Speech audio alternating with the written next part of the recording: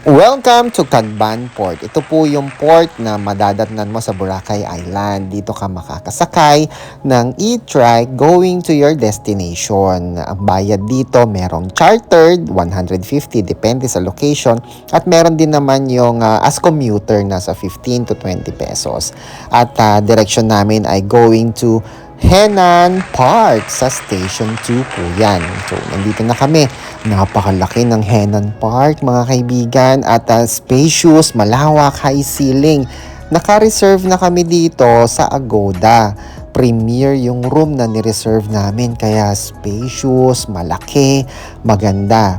Meron siyang isang malaking bed, queen size ba yung tawag sa bed na yun? Basta malaki siyang bed, may malaking TV, tapos merong mini salas, yan. Tapos meron ding balcony, overlooking po yung napakagandang swimming pool. Dito po yan sa Henan Park. Premier yung nabook naming hotel sa Agoda at ang halaga po nito ay 11,250 for 2 nights na po yon.